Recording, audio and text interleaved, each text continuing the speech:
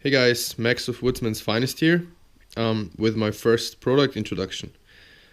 It's nothing fancy like a knife or sheath or axe or something like that, but it's something that I use every day and is extremely important for me as a Sloyd style carver and as a knife maker and as a woodsman, and that's a strop. So here we have a small line and just a few things that I came up with.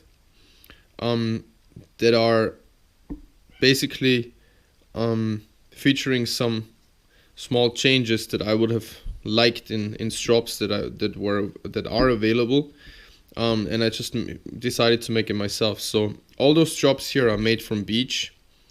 They are 4 centimeters wide, about 4 centimeters wide, and with the leather attached, which is split leather suede of about 2.5 millimeters thick. So it makes a strop of altogether probably 1.5 centimeters thickness. What's special about this strop and what did I change in comparison to other strops? What was important for me as a spoon carver and as a in general Sloyd style carver? I took it to the belt sander and I made very even rounded edges on one side of the strop. Why did I do that? So of course I use my strops every day for my knives and for my axes, but I use them as often for my different spoon knives.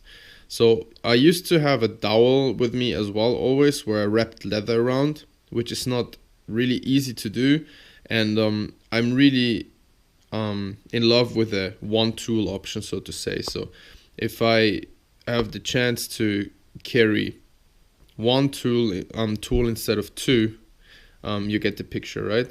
So let's see what I came up with. This one here is about 20 centimeters in length, so that's like 8 inches here.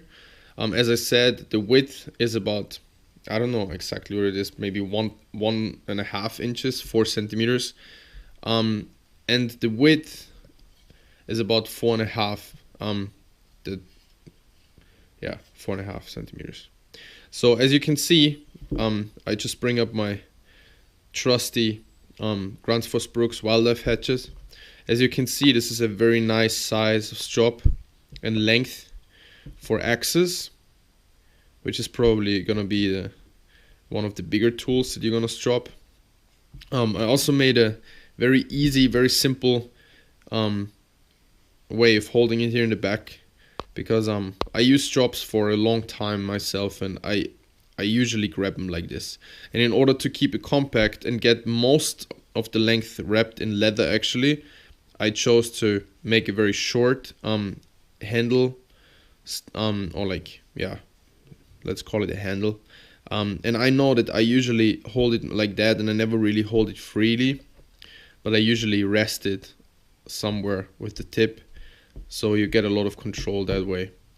You can also just put it on the edge of a table, and that way you have the clearance that you need here in order to go back and forth with your tool. So yeah. So you see that's a very nice size for an axe, a typical axe like that. I'm gonna bring up another knife that probably most of you guys know, which is the Mora Classic. I think this one has about a 4-inch. Let's check it with the strop. Yeah, it's like the 4-inch blade. So here you get an idea about how the strop does size-wise. There is no honing compound attached yet, and those are actually meant for sale, so I'm not going crazy on them. But here you actually get the size. It does for a very, very nice knife strop. Yeah, so the leather that's on them is actually a split suede leather. Like I said, it's like 2.5 millimeters thick. It's not too soft, so you're not convexing your blades if you don't want to. But you can for sure get some convex micro bevel on them if you choose to just go with straight bevels, especially in carving. That's what we like, and in bushcraft with our Scandi grinds, you can really just, maintain a steady angle, and you're not gonna convex your knives. Sorry for the noise in the background. That's my mom's little dog that I have here, and he's going crazy for my mom a little bit, like missing her. So he's like screaming out, but he's okay. Don't worry. Yeah. What else is what's the actual feature about those? You're probably gonna ask yourself.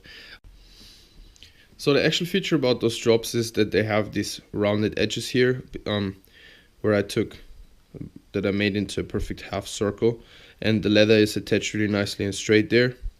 So yeah, what am I doing with this? I actually took the smallest hook knife that I have. This is a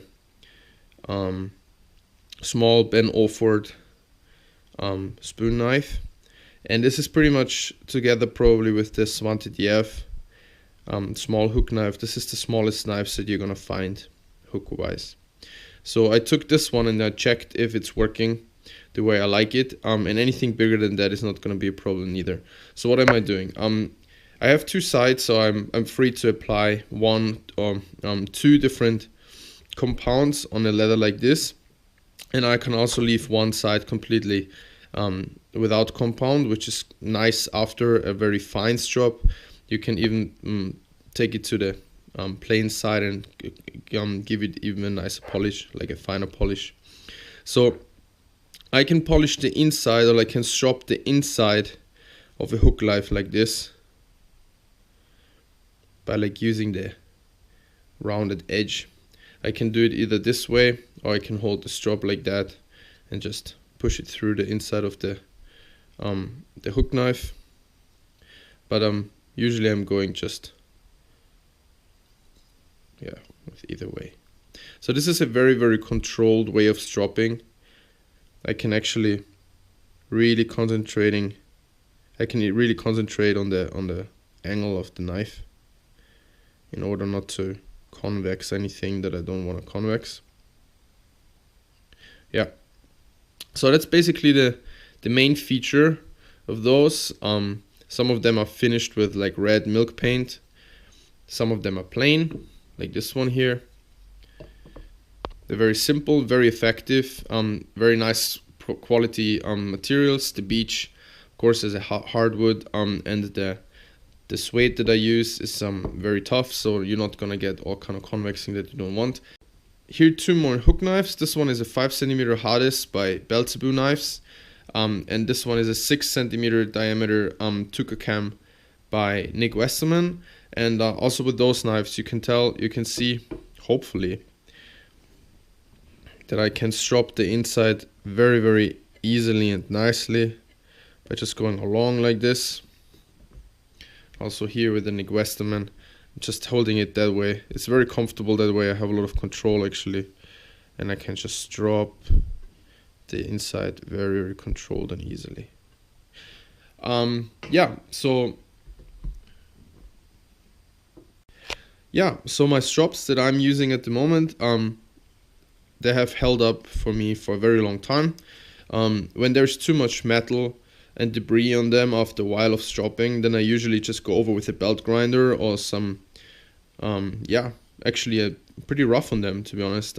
It thins out the leather, but since I don't want to achieve any convexing on my own blades, that's fine. And I'm using those strops for a very, very long time. And they're definitely in use every day and keep my blades completely shaving sharp and shiny. And for me, definitely one of the most important tools as a carver woodsman, and then knife and blade enthusiast. So if you have any questions, then just write them in the comment section, and feel free to contact me about them. There's, by the way, the second smaller version of them is actually just about 10 centimeters in length, so like 4 inches, and the same width as the other ones, which is about 4 centimeters and a tiny bit for the leather. And they're very, very handy as well. These are my pocket strops. They easily fit into any backpack, even like it says, into your pocket if you're going for a small, I don't know, like outing to the woods or something. Yeah, definitely stoked about them, and I can see how everybody who is into hook knives and carving definitely gets a good use out of them. So thank you for watching. I hope you enjoyed it, and if you have any questions or recommendations or anything, then just feel free to contact me. Thank you very much. Have a good one. Bye bye.